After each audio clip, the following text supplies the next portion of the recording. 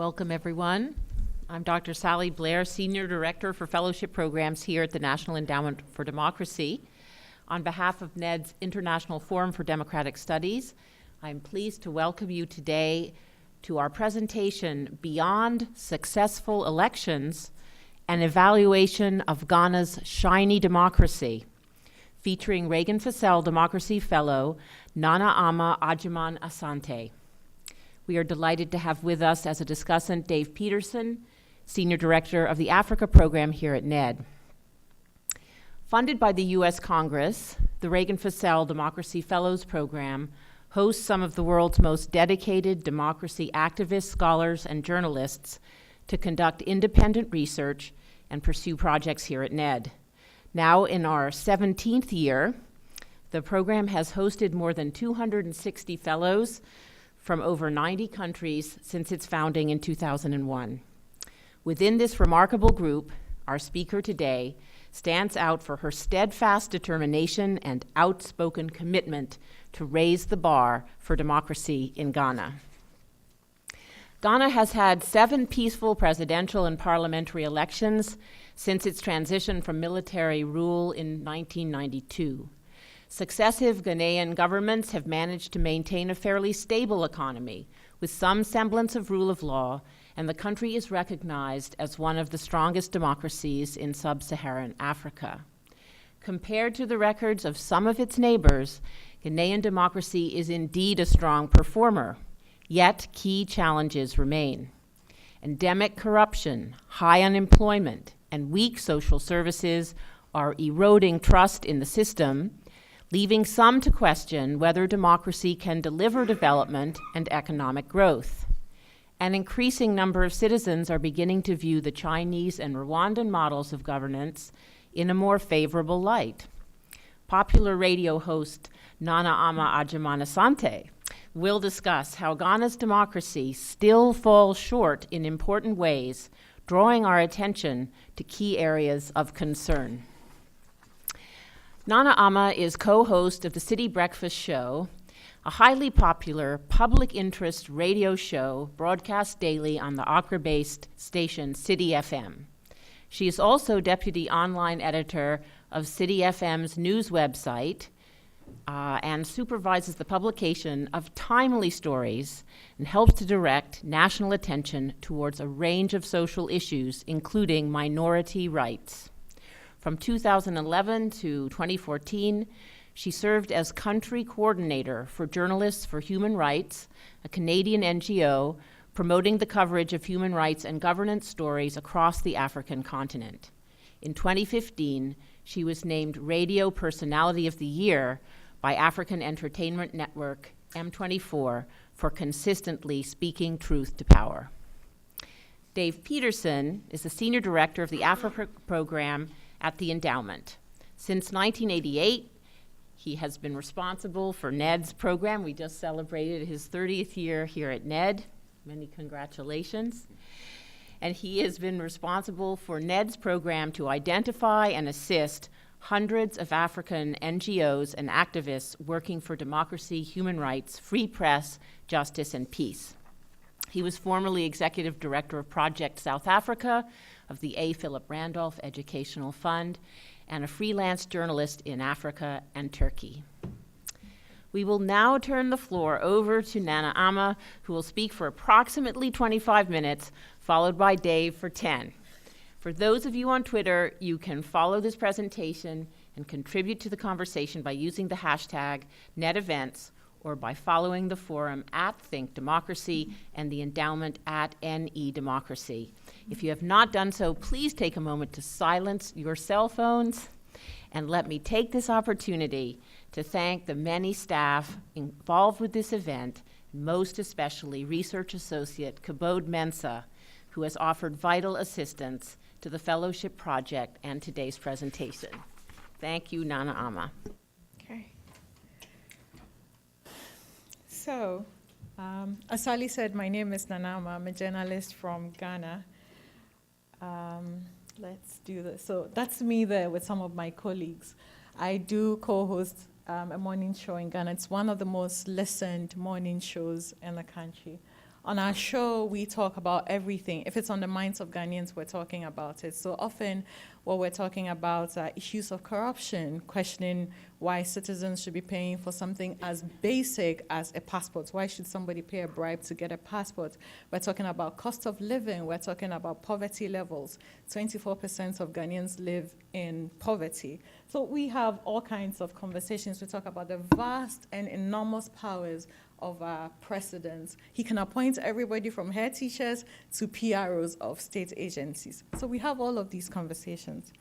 So imagine my surprise. I come to Washington, D.C. as a Reagan-Fascell fellow with the intention of thinking about how to open up Ghana's public space to women. And we'll get to why that is very dear to my heart and I believe essential to Ghana's democracy. Anyway, so as soon as I say, hi, my name is Nana Ama, I'm a journalist from Ghana, everybody will light up and start talking about how Ghana's democracy is one of the best on the continent. I will try to push back, and they will say to me, oh, you're just being too hard on your country. Everybody's too hard on their country, but in the African context, Ghana's doing really well. I mean, I've done this for 8 years, so I've seen my country for what it is, a struggling democracy with huge, huge governance challenges. So I decided, we'll do an evaluation of my country's democracy. This is a Ghanaian's perspective on Ghana's democracy. It does not reflect the views of anybody here at NED or NED as an institution. I also would like to add that I know that every democracy, every country has areas that require improvement. I mean, I've been here for 3 months. I could write a really tall list for anybody looking to tweak the American system, but I want to focus on Ghana. Which I believe has done really well despite colonization, slavery, imperialism, and perception bias. So let's begin.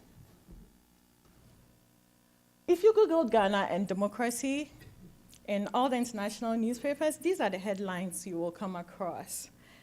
And then if you ask the people who are raving about Ghana, why do you think Ghana is such a wonderful democracy, they'll give you a set of reasons. And here are some of those. They'll talk about our free and fair and regular elections, which is true. We've been a democracy for 25 years. We've had 7 elections, all of them free and fair, by our standards as citizens and by international standards. And at the core of that is that our transitions have been smooth. So we haven't had the usual chaos that come with elections and transitions on the continent. For instance, in 2012, a president died in office. By midnight, July 24, that same day, we had a new president. In Nigeria, there was, he's dead, he's not dead. That didn't happen in Ghana. In 2012, again, there was a dispute over the presidential elections. The opposition, which is now the party in power, they went to the Supreme Court, which is where all election cases go. They did not tell their supporters to hit the street, as happened in Kenya. They did not undermine the court, again, as happened in Kenya. They took the verdict when it did not go in their favor. So our transitions have been smooth. They'll also speak to you about our free and vibrant press. The fact that I am standing here as somebody who writes scathing articles and says difficult things about powerful people in my country, things that if I said in Kenya or Cameroon or Ethiopia might land me in jail, is testament enough that our press is free. They will speak to you about our economy. They will speak to you about freedom of speech. We can critique anybody. Social media has actually expanded the public space for us. So we can harass our president on Twitter and his ministers. That's accessible. And when they speak about our economy, they will speak about how we found oil and our economy is booming.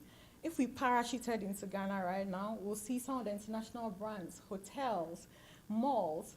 I've seen, I don't know where the rich people in America drive their Bentleys and Ferraris, but they are not a rare sight in Ghana.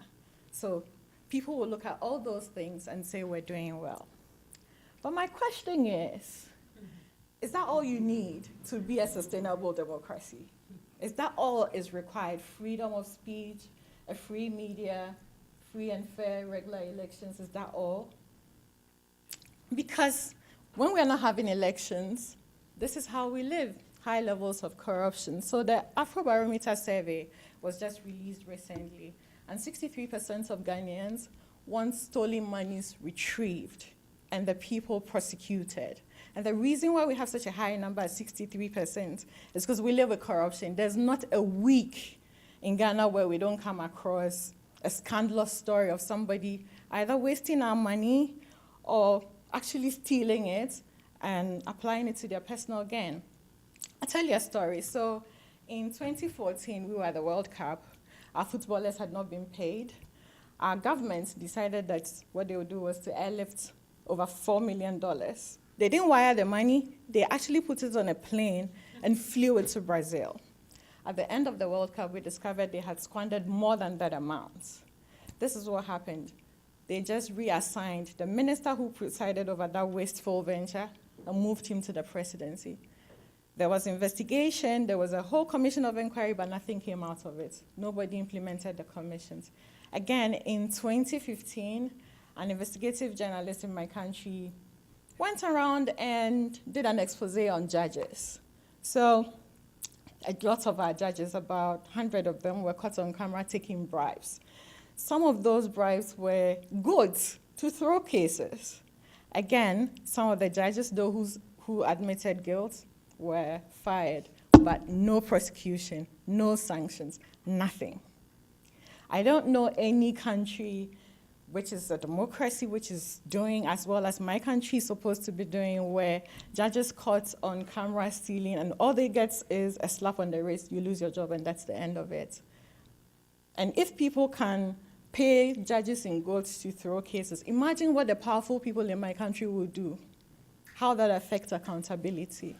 So there's that. And when you have that level of corruption, we actually rank 70 on the Transparency International Corruption Index. When you have that level of corruption, it's going to affect everything. So deplorable public infrastructure. This is our capital city. This is an annual event. I mean, I've been a journalist for 8 years, but over the last 20 or so years, every year a flood. In 2014, 150 people died in a flood. There was the flooding and there was water.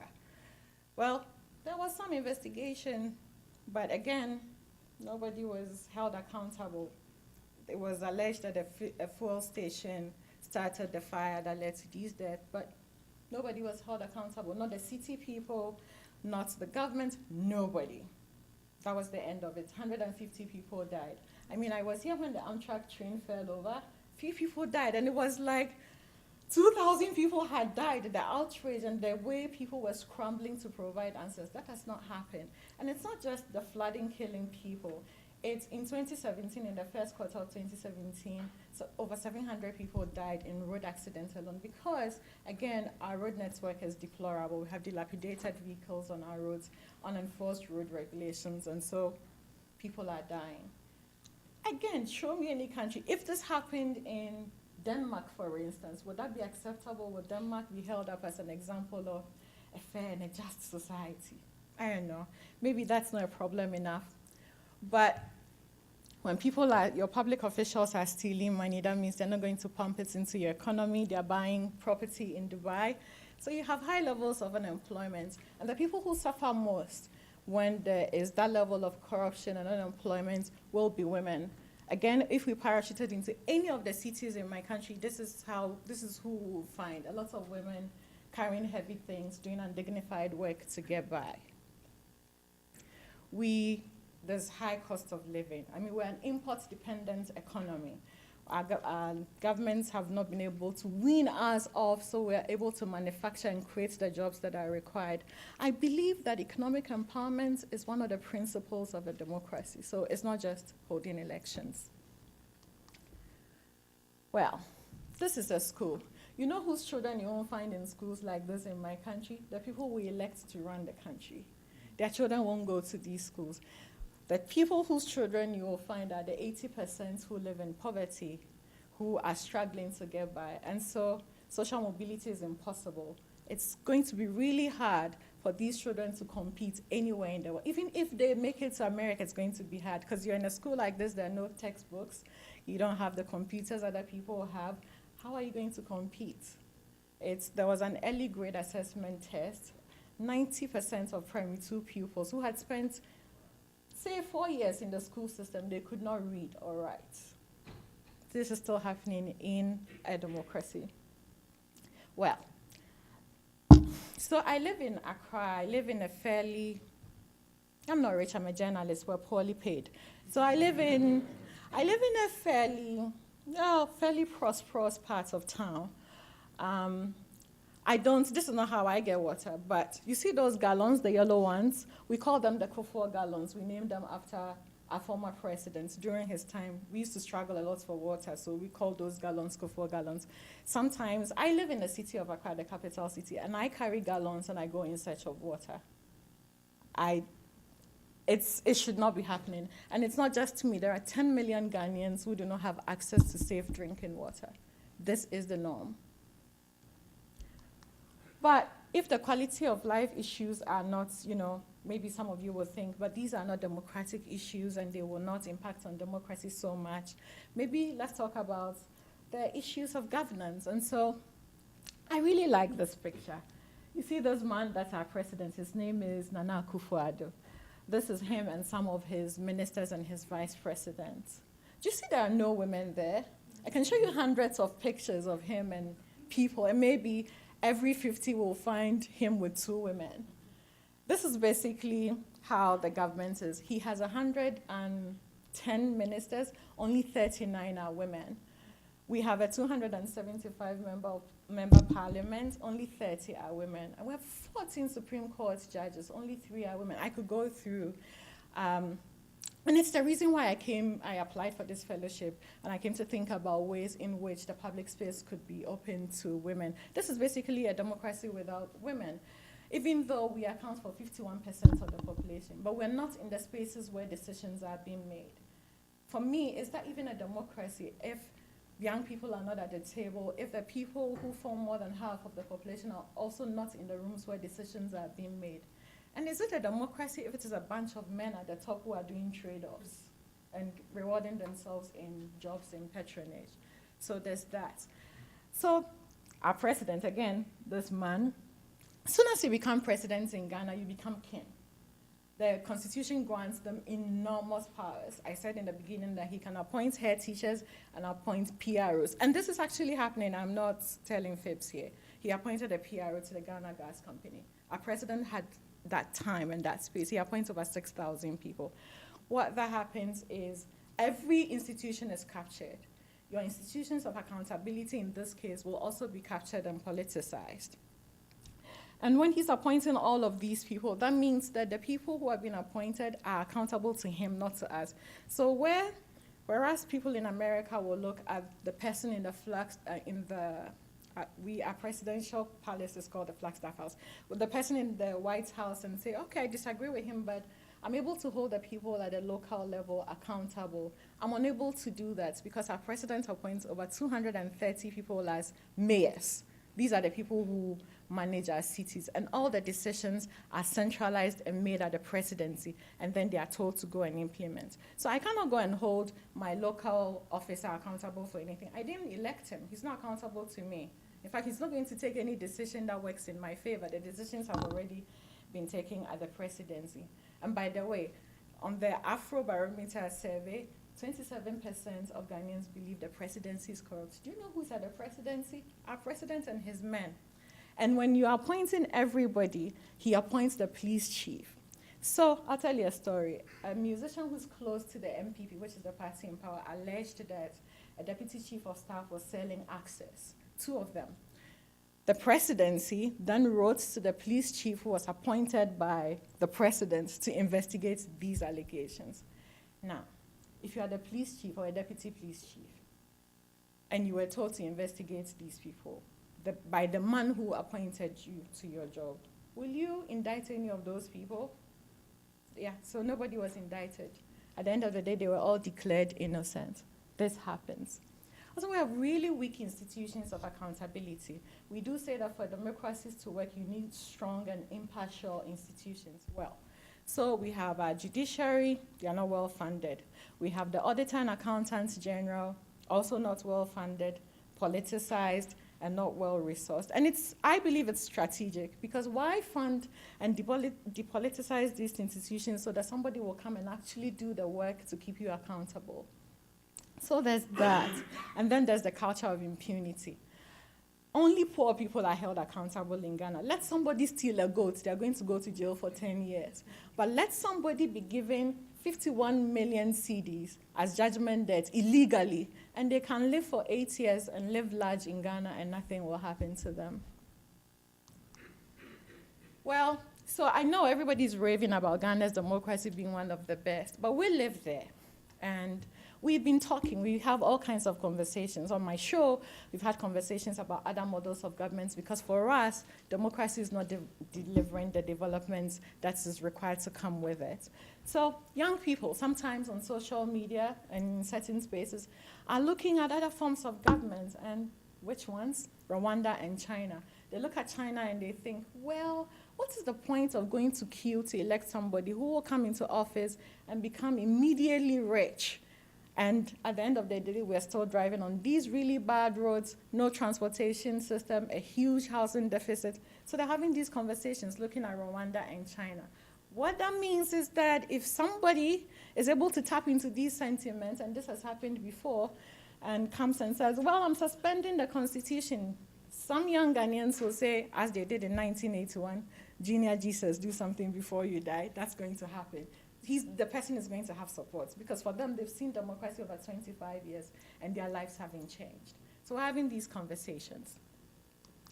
Well, I want to talk to, because I'm a journalist, I want to talk a bit about the media. So in Ghana, the media does what every media in every country does, provide a platform for exchange of ideas and debate, track government spending, try to keep them accountable, which is really hard if you don't have the Freedom of Information law, which we don't have. It's been in Parliament for over 13 years, still waiting to be passed. But there's something else that we do, which is sort of endeared us to the public. If something happens, we are the people that people call. So if there's a dead body by the roadside, people call the newsroom. There's a Best Pipe somewhere, they call the newsroom. But that's not actually why they like the media. In 2016, we discovered that all our 4 major water bodies were polluted by illegal gold mining. Ghana is a resource-rich country. You dig anywhere, you might find gold. And people have been, because there's a lot of poverty, people have been digging for a long period of time, but it had intensified. The reason it had intensified was that Chinese money had come in and Chinese equipment had come into Ghana. So these Chinese people were paying Ghanaians, and they themselves were digging into riverbeds. So they were not just destroying our farmlands and our forest areas, they're also destroying water in a country where 10 million people do not have access to safe drinking water.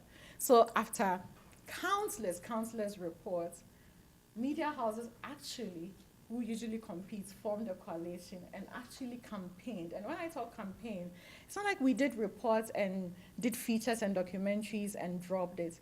They went to Parliament. Journalists went to Parliament to lobby MPs, some of whom are from these constituencies with polluted river bodies, to convince the government to do their job.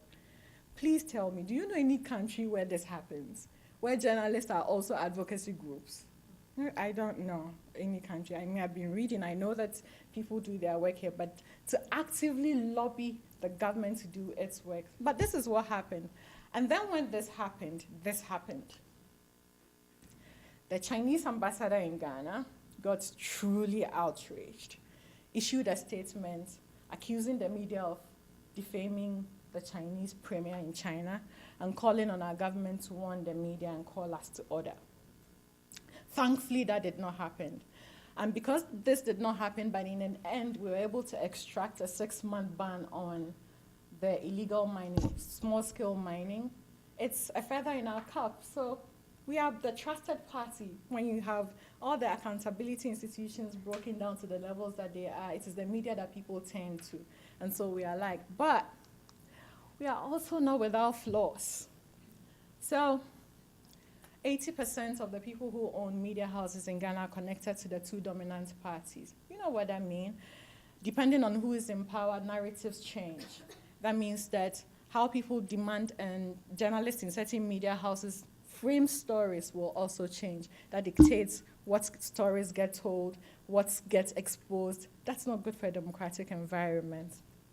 Also, my colleagues are really, they care and they do their best, but they are susceptible to corruption. If you are overworked and underpaid, and some official can give you money and pay your school fees to come to America to come to school, you're going to bury stories. And there are stories that do die. They just disappear because of things like this. There's also low journalistic standards in Ghana. You have a broken education system, and so there's a general lowering of standards across board, and that will affect journalists. Our debates are also, we have 300 radio stations, over 75 TV stations, but it is often the conversations are defined by MPP and DC, the two dominant parties, and nobody else. And you will not hear from women. We are just not there. Anyway, so I think at the end of the day, what I'm asking is, if democracy is about governments of the people, by the people, for the people, then these things should not be happening in my country. We should recognize that Ghana is actually struggling, and we should hold Ghana to those standards. I mean, they say that if you name your problem, you're halfway to solving it, right? So you cannot, the minute you start saying to our leaders that we're doing well and we're great and we're the best example, you're hurting us. I mean, those of you in the policy spaces taking decisions that will impact on our lives back home. Hold us to the same standards you hold yourselves to, you hold the United Kingdom to, you hold Sweden to. So if it is wrong for the people who live in Flint to be drinking the water that they are drinking, it should be wrong for 10 million Ghanaians not to have water in a democracy. That should be the standard. The standard should not be different. And you should not just compare, say that, well, Ghana is doing well because we hold regular elections, and compare us to Niger or Chad. Are they the best examples? Would you compare America to Niger or Chad? Anyway, so I'm going to end with what those of you, again, in the West can do to help. Well, this is self-explanatory. Please, I know that often when I ask, since I've been here, I've been asking, so why do you think Ghana is great? Why aren't you in Ghana? You meet somebody who works in an NGO space or policy space, why aren't you in Ghana? And they'll be like, oh, Ghana is doing well, we're going to spend our money elsewhere. Well, when you're not there, China will be there. One of the first things this new government in my country did was to send a high-power delegation to China to go and ask for money. We know China does not care about corruption or human rights. They will not demand anything. And if there's nobody else to hold them accountable, at the end of the day, our democracy is good as gone. Also support independent media. I have already explained to you that you have 80% of the media being owned by rich and powerful people who are doing things to support the parties that they align with. And so we do need more support for independent media. Well, we do get a lot of aid. I think we have half a $1 million for the MDA, Millennium Development Challenge account. That is tied to something, a transformation of our power systems. That is how all aid arrangements should be. Don't just think that Ghanaians need water, so you come and dump money there. Please tie it to something so that you can track, and we can also track that this money came in for this. At what stage is the project? How much has the money? How much of this money has been spent? Please tie it to something. Just don't give us money. Track the money.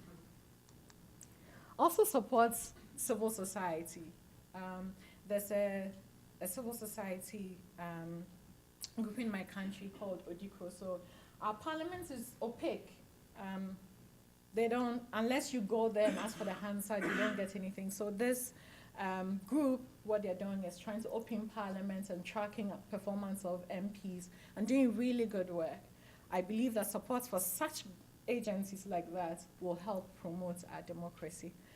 So, also, I've said this, please hold us to the same standards. The things that you find abominable about your president, you should find it abominable when it happens elsewhere. You value your lives, value our lives as well. And lastly, this happened. So the US ambassador in Ghana, ambassadors often do not speak up. But I feel like if you are giving your money to a country, you earn the right to say something when something goes wrong. So if your representatives are there, they should do what he did. This was arson. It had been investigated, and nobody had been sanctioned or prosecuted, and he spoke up, and this should be happening often. So I'll leave it here. Thank you very much.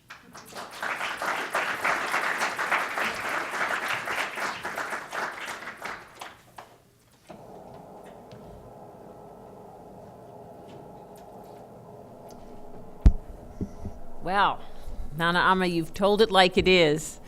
I think it shows that you are a real patriot because you really care. So thank you for all of those remarks and for holding your country, your beloved country, accountable to a high standard. We have time now to hear from Dave Peterson, who will offer his comments. Thank you, Sally, and thank you, Nana Ama, for such a wonderful presentation. I think I'd like to make just a few quick points and then spend some time talking about the China model. First off, I guess I have to confess that I'm one of those people that goes around saying, "Oh, Ghana is such a great democracy," and don't we wish that all African countries were doing so well? And I think the important thing about your presentation is that you are challenging us to raise the bar. I think that's very important. I was saying, well, I've recently monitored some elections in Ghana and Kenya and Liberia over the past year, and I'm calling Ghana the sort of gold standard for African elections. I mean, I think all the international observers there thought that they were just very well organized. They were peaceful. The electronic machines worked right, and it just seemed like a great election. And of course, the opposition won, and the incumbent conceded, and so that was also just very impressive. Kenya, on the other hand, it was fairly well organized, but they had a lot of problems that we know about. The Liberian elections were also fairly democratic, but they were, not well organized at all, and that created lots of problems. And just looking at the countries too, certainly you compare Liberia to Ghana, and the roads are terrible in Liberia. There's just the poverty, all the problems that Liberia's had after the war and its leadership, and you contrast that to Ghana, and Ghana just looks so great. There was a old friend of mine who came by the office a month or two ago from Benin, a guy named Sadiko Alao, who I consider one of the godfathers of the democracy movement in Africa. And, he was lamenting that after 25, almost 30 years of democracy in Benin, that the people have very little to show for it. They also have regular elections in Benin. It's also often praised for its democracy. But this is a person who is probably more devoted to democracy than anybody that I know of, really. And looking at his own country, he after spending a career really trying to build democracy in his country, he had to conclude that not much had been accomplished. So that was very sad for me. But again, looking at Ghana, I think back when I first visited during the Rawlings time, and the country was really in ruins in those days. You look back further in Ghana's history, and of course, Ghana's always been a kind of a model in Africa. Kwame Nkrumah was the big promoter of Pan-Africanism. I suppose if things had happened in a different way and there was a United States of Africa, that Kwame Nkrumah probably would have been elected president in those days. But the country had some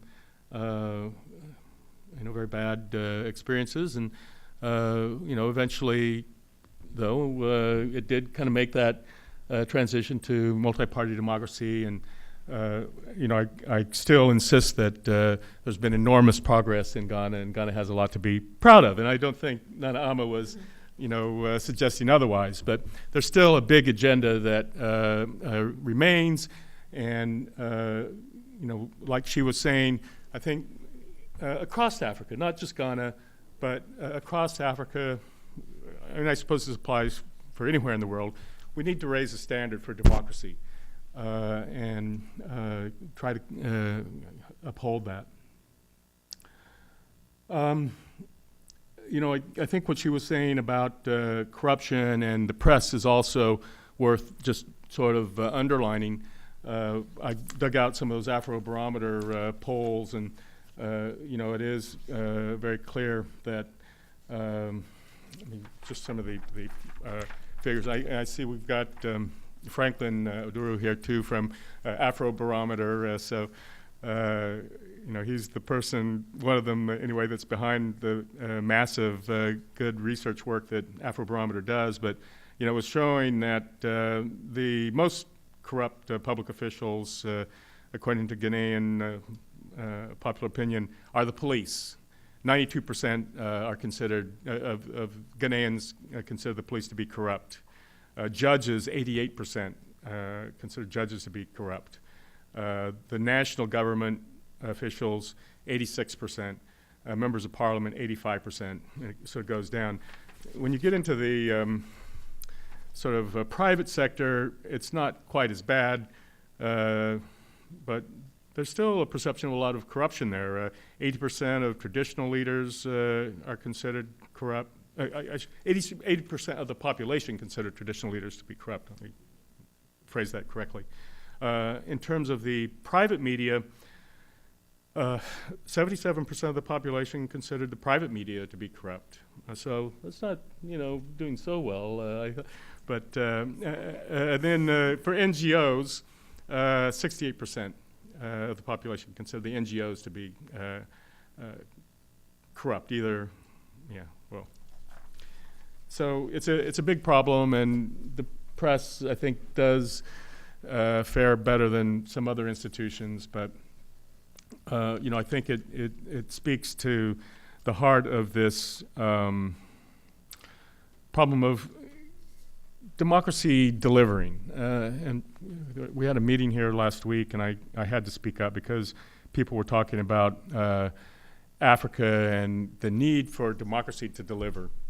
In so many countries, we have these elections, we've got democratic systems and institutions, but it's like my friend from Benin was saying, for the average citizen, things just don't get any better. He felt, it's just all about the poverty, all about, if we can just kind of get through this problem of poverty, then democracy will begin to take hold and consolidate. But he felt that until that happens, as long as the democracies are not producing the sort of democratic goods, the material goods, then it's going to remain fragile across the continent. But I had to sort of push back a bit because when you look at the polling that Afrobarometer does, one gets the sense that a lot of Africans don't really care for their governments. They see them as corrupt and incompetent. But in terms of democracy as an intrinsic value, and this was the point I was trying to make, Africans still like democracy. They like it better than any other system. And so, I think it's important that democracy start delivering, but on the other hand, I don't think that just because democracy is not delivering means that it's a bad system. And so that kind of takes me to this China model, which, again, I'm going to first refer to an Afrobarometer poll, which I thought was, quite alarming. I mean, you had that little blurb there about, not abandoning Africa to China, And it's really a serious concern, I think. According to the Afrobarometer, Africans rank the United States and China number 1 and 2 respectively in terms of models for their own country. And it depends on the African country that you're talking about and even the sub-region. Southern Africa, China is more popular than the United States. I think the same thing was in, where was it? Eastern Africa. I think West Africa, maybe China was, the United States was sort of slightly beating China. But the two models are really in close competition. It's not like, I think here in the United States, we too often just assume that our model is superior, and we can kind of sit back and relax, and everybody will see how great we're doing, and they'll instantly want to be like us, and the Chinese are this evil, polluted place, and who would want to be like them? But according to the Afrobarometer,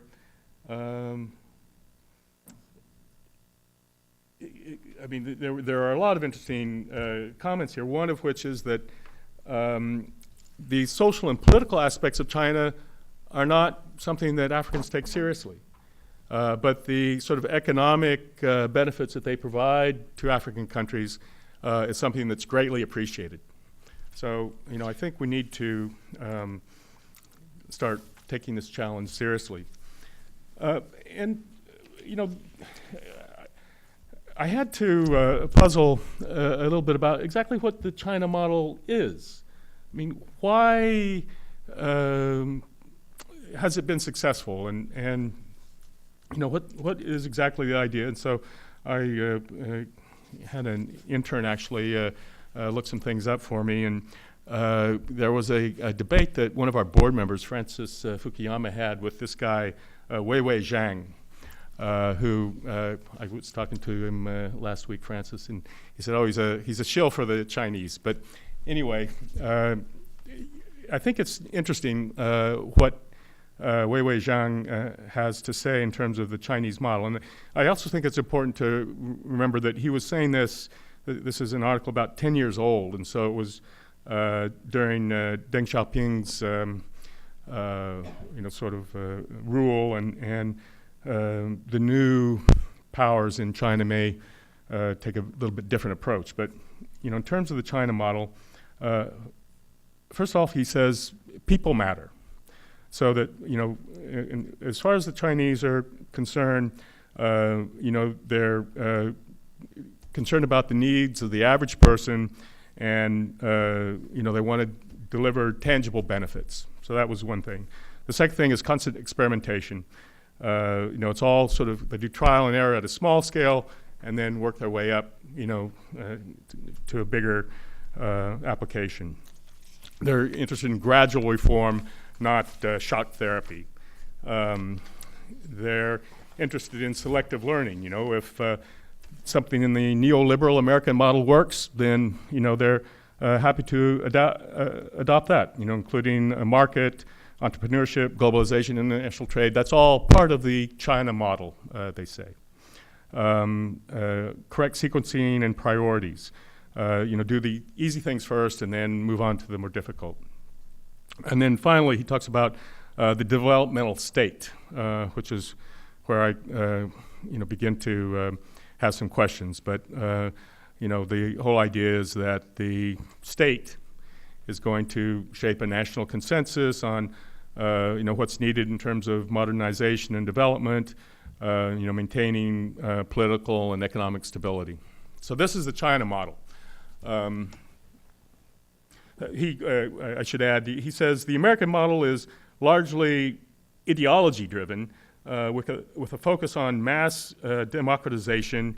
It imposes liberalization before safety nets are set up.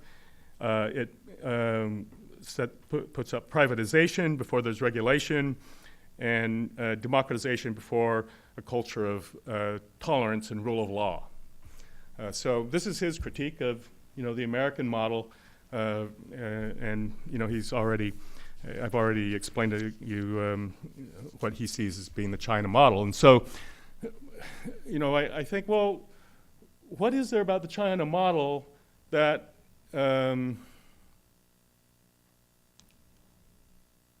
we need to be concerned about, or in what ways can it even be applied to Africa in a positive way? I mean, as he was kind of saying, well, you can take different models, what works, in terms of the liberal democratic model, we can adopt what works in the China model. Maybe we need to pay attention to it. I don't, what I'm concerned about then is when you come to the African countries that have adopted the so-called China model. This is the model that they follow too. I mean, if you read Meles Zenawi's thesis, he pretty much describes a very similar sort of approach to governance. But as we all know, in the case of Ethiopia, as you were saying, if there's, we had some journalists here at the Endowment from Ethiopia who have found themselves in jail for the mildest criticism of the regime. We know that despite the tremendous economic growth. Am I running out of time, Sally? Yes. Sorry, I'm going on. I'm getting just getting worked up here. But the problem is the same with Rwanda. You have a country that's got tremendous economic growth. They're also following this sort of China model, but in terms of the political freedom in the country, in terms of democratic elections, in terms of civil society, these countries are, just very, very repressive.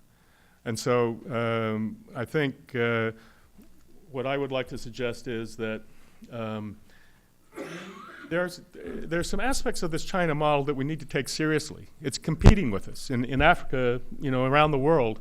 And maybe we can learn some things. Maybe we can do better when it comes to development, when it comes to economic growth. But let's not throw out the democratic baby with the bathwater. So I'll stop there. Thanks. Thank you, Dave. Nana Ama, would you like to say a few words before we open up? So Dave talks about the China model, mentions Rwanda and Ethiopia. It's just that I want to point out that in between the 80s and the early 2000s, half the continent was undemocratic, was governed by dictators. And so if dictatorships yield development, then how come those countries that were mired and run by dictators are still underdeveloped? I don't think the problem is either the China model or democracy. It's just the structures have not been put in place. So it's possible to have the same kind of development within a democracy. It is possible and it can be done. It's just basically setting the standards and saying this is how people who live in every country all over the world, these are the standards. These are the schools people should go to. These are the kinds of hospitals. These are what the roads should be. This is what the law is for anybody that falls foul of the law. I think that's what it should be, not just because in China a group of men will sit, 90,000 of them will sit and make decisions for the rest of the people. And right now it seems to be working. That's what we should all go for. I think that it's possible to have the development. I really believe that it's possible to have the development that I want Ghana to have within a democracy. Thank you, Nana Ama, and well said. Let me open the floor for Q&A. This gentleman has raised his hand first. If you could identify yourself and keep your comment or question somewhat brief. Thank you. Hi, I'm Richard Bonin. I'm a student at the George Washington University. Ghana was actually the first country I visited in Africa, and so it has a very special place in my heart now that I study Africa.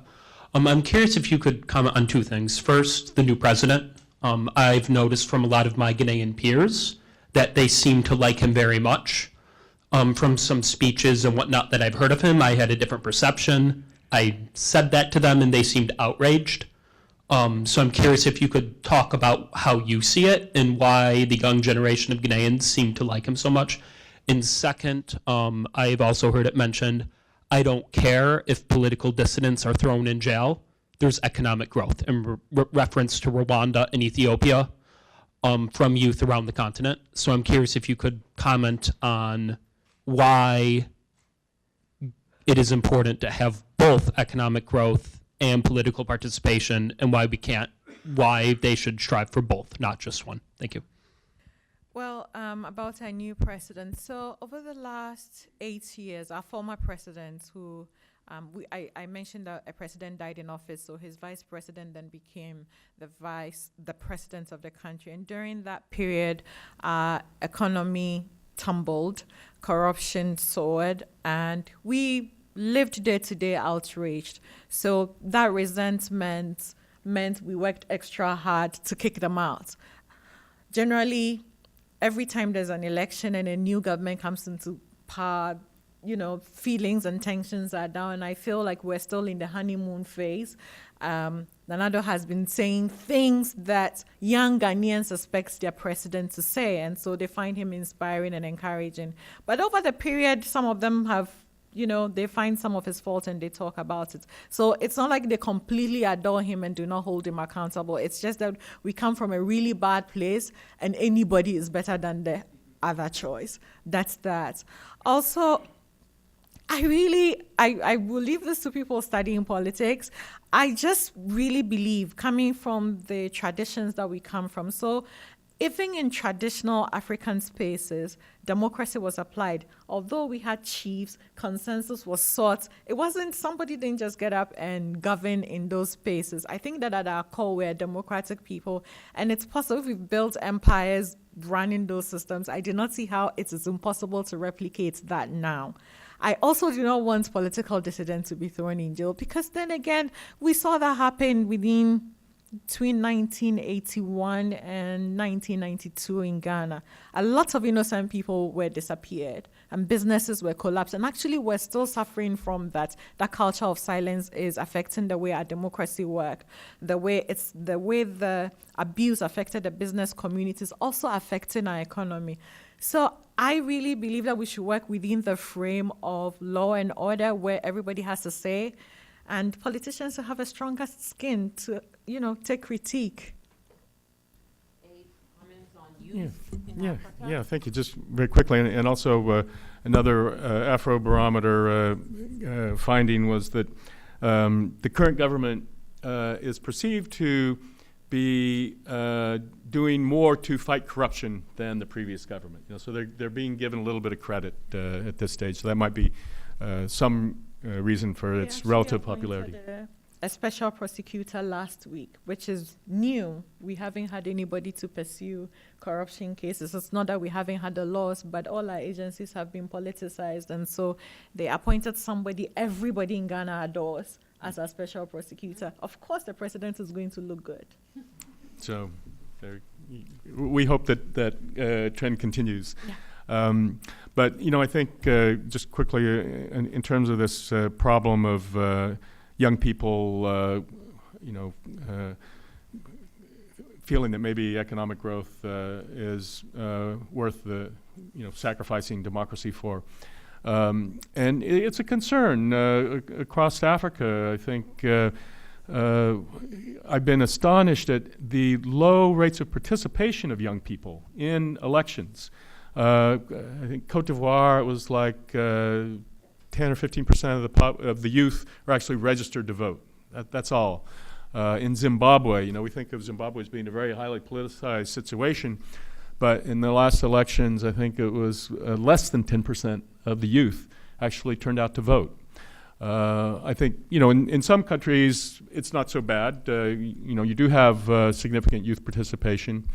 In terms of, again, that sort of democracy versus development problem in Ethiopia, again, there are a lot of young people that are rising up to protest the regime. And, I think they don't see the economic development of Ethiopia as being, making up for the loss of their liberties.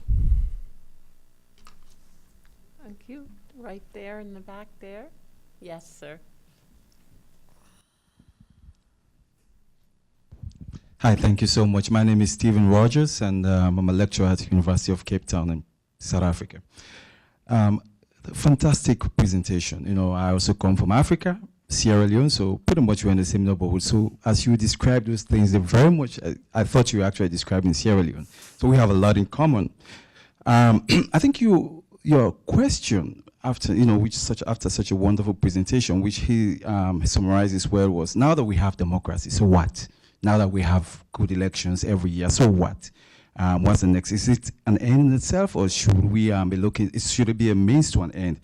So, three things I wanted to add, just a very short one. First of all, China. Do you guys see China, from the questions that the youth were asking, was it more of aspiring for a Chinese model, or do you see it more in terms of the relationship? In other words, most African countries like China, not necessarily because of the form of governance, but because of the kind of relationship where China builds hospitals, they build roads, so it's more transactional. Is that what Ghana or Ghanaian youth, is that what they see in China, much more visible that they don't see in the West, for instance? And I think the second question was, what aspects of governance do you think is really more lacking? I mean, you talked about a lot of things, corruption. Do you think, for instance, fighting corruption, let's say, for instance, I'm assuming you have anti-corruption commission because we have them all over Africa. Is that something that you think perhaps has not worked well, which was supposed to be a way of kind of reducing some of these? And finally, in terms of benchmarking, I think you talked about how Ghana was before all these elections and how Ghana is after the elections, and there isn't much difference. But do you think when you compare that benchmark externally to other African countries, I know you don't want us to raise the bar, do you think there is such a significant difference? Because my assumption is if there is, then maybe that's a place to start. And you say, okay, I think there is some result. Then how do we make it better? Thank you. Okay. Thank you, Stephen. Thanks. So on China, I think that I get a transactional bit, but I believe with conversations I have had with colleague journalists and conversations I have followed on social media, people are actually looking at what works elsewhere. So we have this democracy where we get to have our say, but when we have our say, nothing changes for us. So maybe if we end up with a benevolent dictator, our lives might change. We might get better roads, we might get drinking water. So that's what young Ghanaians are thinking about, not just the transaction, because of course America has also been donating and building things for us, but they're looking at this democracy clearly is not working. Maybe we might find one really good person who will come and be a dictator and change our fortunes for us. That's something they're thinking about. You're asking which governance issue it's my biggest. Well, so we have anti-corruption agencies. We now have a special prosecutor. You know, corruption in societies where the government is delivering. So people have good roads, they have water, they turn on the lights, it comes, cost of living is low. People talk about corruption, but it is not a priority because those services are being provided. I believe that America has corruption and they don't discuss it as much as we talk about our corruption because we're not even benefiting from the corruption that is happening on the continent. When the monies are stolen, properties are bought in New York, London, and Dubai, not in our country. Factories are not started there. So for me, it's just getting social services delivered. Just that, making sure that things work for people so people don't have to walk 5 kilometers before they get water to cook. That's the other thing. You're also talking about benchmarking. This is a difficult one for me because I believe that our leaders travel around the continent and they see the states of countries. They look at Mali, they look at Chad, they look at Niger, and they come back to Ghana and they say to us, you are lucky, you're doing really well, stop complaining. And so I really do not want us to compare Ghana to any of the countries on the continent, just to be fair. But if we're doing that, just the fact that we get to have the space to have our say and I get to go on radio and say some of the things and I say and nobody comes to hold me and throw me into jail, or the fact that if somebody dies in the hospital, we can rant and rave until something happens, I'll take that. I'll take some of the roads that have been constructed. I'll take the fact that we have free and fair elections. At least we get to choose the next set of corrupt people. So, I'll take that. Yeah. Thank you. Just thinking back about African countries that have been relatively successful in fighting corruption, which, Rwanda and Ethiopia in particular. I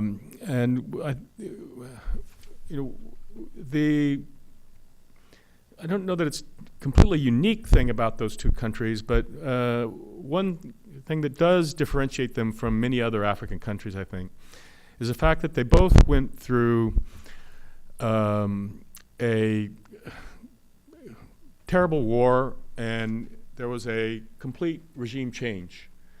So when the EPRDF took over from the Derg, there were no former officials that were left in the new government.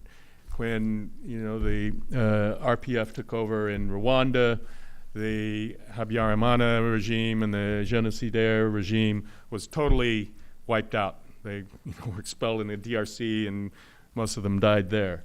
So you had in both cases, totally new government, no vestiges of the previous government, and you had a very strong authoritarian leader that was able to take it through this with a vision of anti-corruption. So I think it's very exceptional. But Dave, do you not think that, in Rwanda, journalists cannot look into the assets of Paul Kagame? Even if they spot it, they cannot write a story about it. And so how do we know that corruption is at the levels they claim that it is in these countries? It's a good point, Nana Ama. I want to also allow some other people to ask questions. There are a lot of hands up. This gentleman here had his hand up from the start, so please there. Then we'll come forward to here. Thank you. Thank you. My name is Franklin Odro. I come from Ghana. I work with the CDD, the Center for Democratic Development. Thank you, Nana Ama, for the presentation. I think first of all, she really said it as it is. If you ask the ordinary person on the street of Accra today, they're going to ask you, what has democracy given to me? So I think the question of democratic dividend is something that we are still struggling with, whether democracy can provide the goods that scholars and intellectuals have argued it should be. But I was wondering, and I'm going to put you on the spot, Nana Ama, because that's what you do to us sometimes. Your topic, you say you're going to evaluate Ghana's democracy. You talk about the pluses, and you talk about the negatives.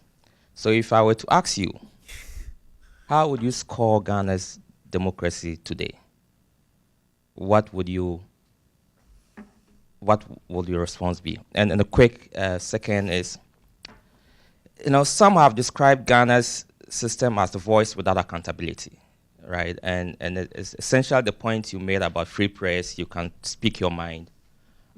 People will call in. If you are in Ghana today and you wake up in the morning and you can speak the local languages or understand, and you go through all the radio stations, you think that Ghana is going to burn.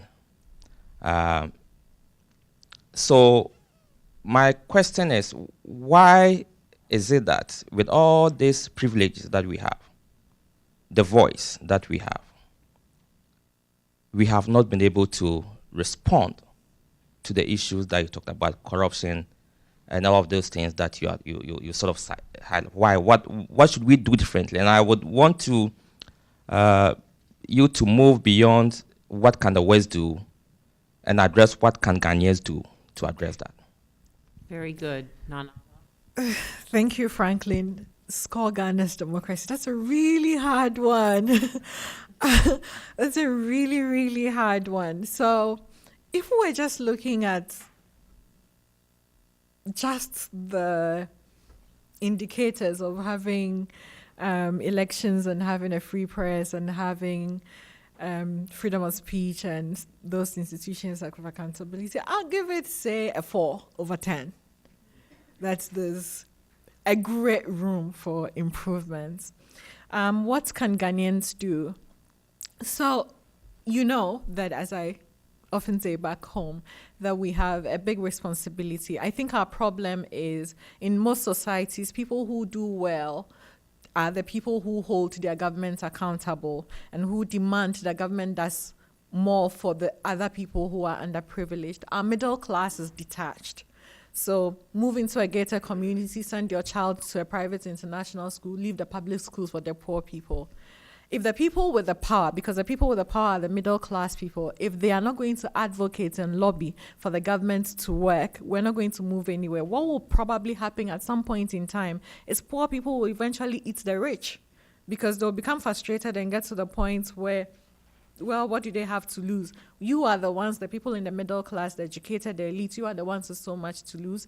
You are the ones to cut your connections with the powerful people and hold them accountable. So if you ask me what Ghanaians should do, well, demand that public schools are fixed, demand that private hospitals are fixed, that instead of flying to India because you can afford it, demand that the hospitals work for the people who cannot go to India. Demand those things, demand better things for other people, and that will move us to a certain point. Right now, we're wasting the space with the voice that we have. Thank you. This gentleman in the front and here, I think we have several hands up, so I'm just going to take a few questions at a time, and we'll take notes. So first, this gentleman here, sir. Good evening, Hi, good evening. or maybe afternoon. Good afternoon. My name is Key, and I'm a human rights advocate for the Afro-descendant nation. Okay. I have 3 questions, very easy questions. Okay. Let's. The first question is it true that anyone who looks like me can come to your country and they have automatic citizenship? Is this a myth? Okay, that's one question. Ask your other question. So we may second have to get back question to you is- afterwards. The second question is the Forum for Democratic Democratic Studies. Studies. Yes. Yes. Do you believe there is democracy in this country for people who look like me, Okay. particularly you. in light of the holiday just the other day? Thank you. And the final question is, have you heard of Afro descendants? Okay. Okay, well, thank you very much for those 3 questions. Okay. I cannot speak on the citizenship. I know basic citizenship, that if you are born in Ghana or if you marry a Ghanaian, that's when you're a citizen. I do not know if anyone that looks like you can walk in and become automatic citizen. Maybe you can apply to become a citizen. I'm sure that can work. Is there democracy for people who look like you in this country? I mean, we know America's history. We know that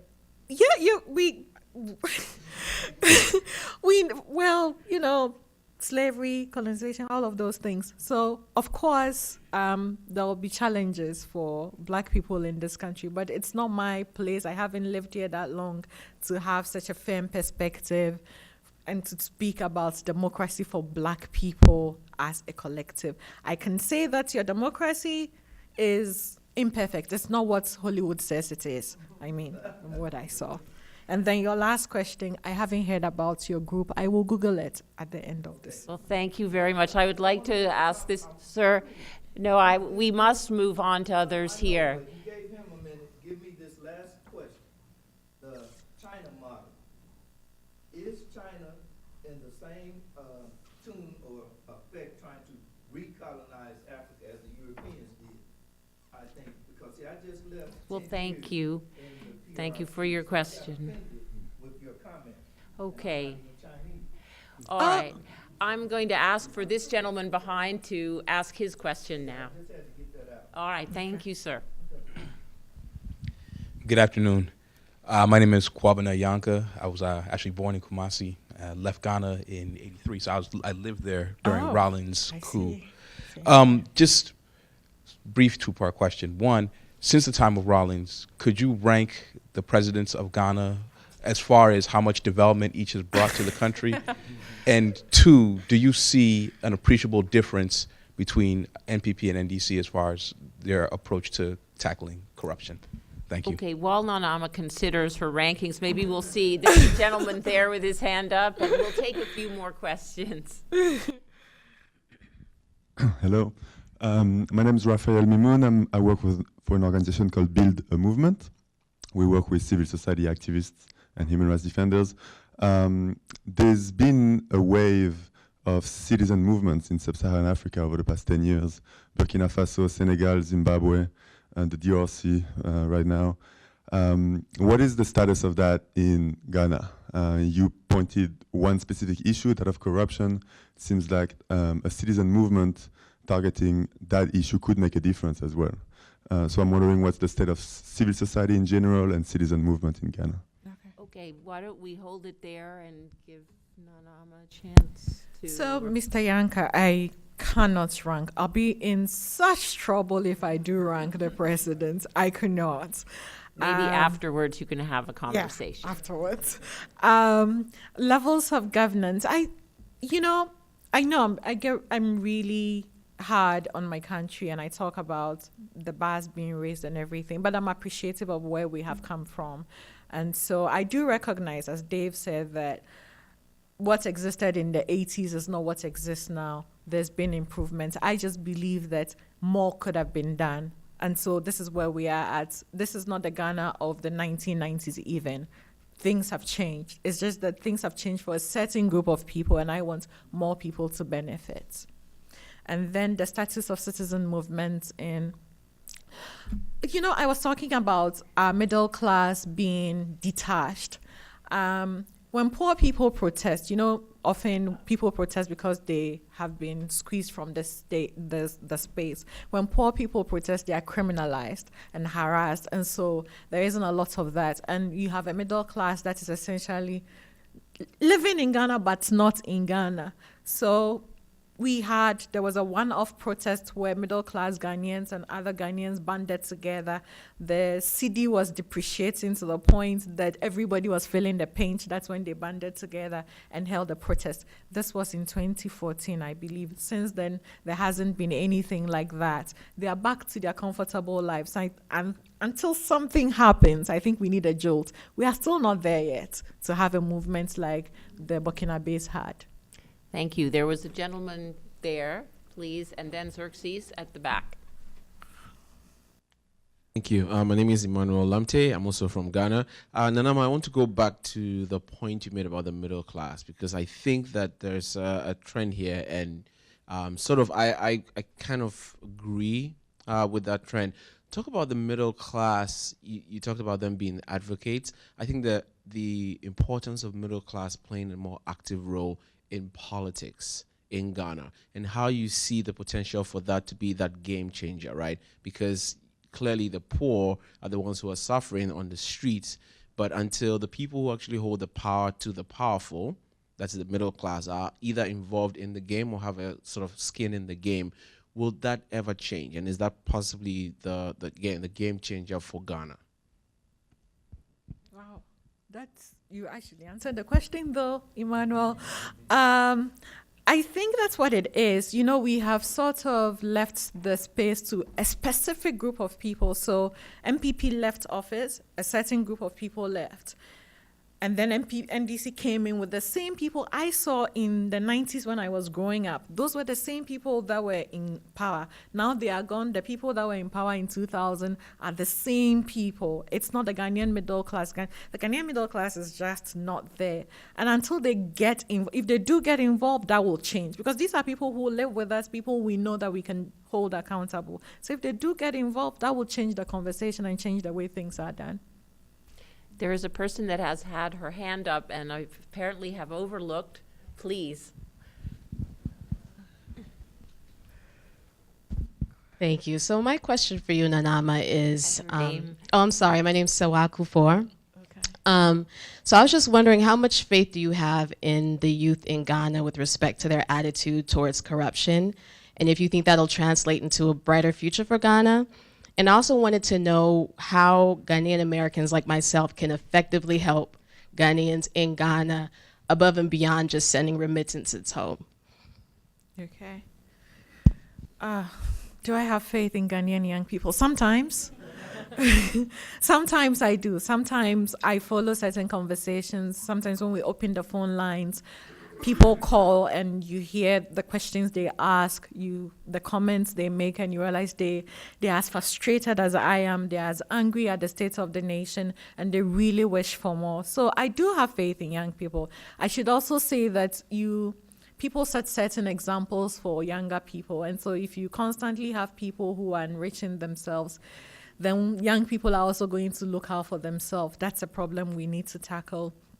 How can Americans like you, Ghanaian Americans like you, help beyond remittances? Remittances are great, thank you.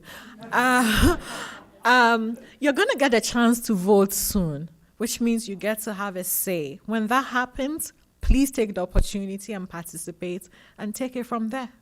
Thank you. There have been about 3 or 4 hands that have gone up at the very last minute. Why don't we just ask you to all ask your questions in turn very briefly, and then we'll allow Nana Ama and Dave to make final remarks. So Xerxes Spencer. Hi, I'm Xerxes Spencer, Senior Manager of Fellowships at the National Endowment for Democracy.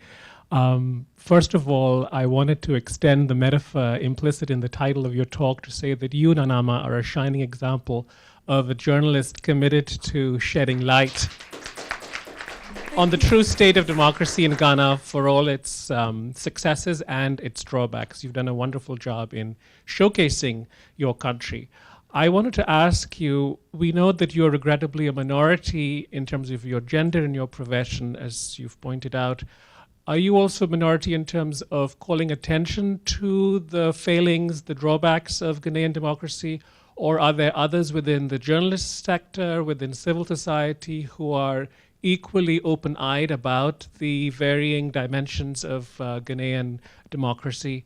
Perhaps you could give us a sense for how vibrant civil society is and the independent journalist sector is in Ghana in terms of recognizing all the different dimensions of what Ghana has to offer, both the pluses and the minuses. Thank you. We'll bring the microphone down the aisle and just let everybody ask. This lady here, thank you. Hi, I'm Gantuya from Mongolia. In my country, people call me Ghana because it's Gantuya, Gan. So when you were presenting, I felt like I'm listening my country. It's like completely the same. Sister, we are in this same situation, and miserable situation, I would say. And I'm here to really look for solutions and learn the values and experiences of democracy, true democracy. And I get to see some of the things that why we have this flawed democracy back in country. It was really the understanding of the value of democracy. We didn't understand it. We understood, democracy as, you pointed, it's like a shiny thing, and we can achieve it so easy. And now with all these difficulties, key challenges in front of the people, what I see, for example, in my country is that these middle-class people are just escaping away. They are running out of the country. And as you said, middle class play a big role in advocacy and in being activists and holding the government accountable. There is nobody to do that. And most of the journalists are like into corruption. So I want to know how this situation is in Ghana, but I also want to be able to walk out of this forum with, great idea from the net part also and from the Ghana part. Thank you. And then moving down, yes. Hi, I'm Lauren, and I work at the National Democratic Institute on the Central and West Africa team. And we don't have any current programs in Ghana right now, but we have implemented programs with Ghanaian support. And so I was interested what you think about Ghana's role in democracy promotion within the neighborhood, if it has a role. Do you think they should practice what they preach before they preach, or do you think that Ghana's in a particularly well-suited role to do that? Okay. And then this gentleman will have the last word. Hi, my name is Rubis, and I'm from Rwanda. So as a Rwandan, I appreciate that the youth in Ghana are looking for the Rwandan model, and I know and I understand that it's not like the best one in terms of democracy and probably freedom of speech or freedom of press. So that's why I'm interested to know, why are the youth looking at Rwanda And if you might know why, what can you take from Rwanda and then help the Ghana democracy advancing? Thank you very much. Okay. Thank you. Well, Nana Ama, we're almost out of time. Okay. So I think I will just let Nana Ama have the last words from the panel. And just whatever you can manage, and then we'll have the conversation afterwards as well. So I will try and answer Zex's question about CSOs and other group journalists doing the same work that I am doing. There are some CSOs who are really trying to hold the government accountable. I did mention ODICRO, I'll mention CDD, I'll mention IDEG. There are some really good known ones who have been active no matter which government is in power and are doing their best. There are some journalists who try, but I have also said that we are poorly paid, and so sometimes people who are even vocal can be bought, and that happens to journalists and people who run CSOs. That question about the Mongolian question. So I don't know how to help, because I am here thinking about what Ghanaians can do and what the West can do to help Ghana. I think that it is about organizing. So when I think about democracy, I think about politics being local, and I think that people in their communities ought to organize and demand. If we're detached and sitting there and waiting for somebody to come and save us, that is not going to happen. So I don't know what you do in Mongolia, but perhaps you can start organizing and making some noise and getting some attention to some issues that are dear to your heart. Ghana's role in the sub-region. You know, Ghana's been a model, like Dave said. We're really respected on the continent and in the sub-region. So we do have a voice. I remember our president was, moved to Kenya to go and calm tempest. It happens every now and then. There's some crisis in Togo. We made a lot of noise on social media. Our president told us that, well, I have been communicating with the president of Togo in trying to address the problems in Togo. So Ghana does play a role in the sub-region. As to whether they practice what they preach back home, that's, the question that has to be answered. What's the last question? Rwanda. Well, I always say that Nigeria is the biggest country on the continent, and that if Nigeria does well, we'll all do well. And I believe, if we adopted the Rwandan model and all of us, if it worked for most young people, if it's worked in Rwanda, why can't it work in Ghana? That's just it. They want development. They want to live well. They want to be able to go for walks and sit in metros and get to work. That's just it. Thank you. Well, this has been a remarkable session and a very lively, engaging session. I want to thank Dave and Nana Ama. Nana Ama, it's easy to see why you are the most listened to talk radio in the morning shows. And as Xerxes said, a shining example, the best kind of patriot. Thank you for your dedication, for your honesty, and your commitment, which really doesn't flag. So, Dave, thank you for your remarks, and thank you all for your participation.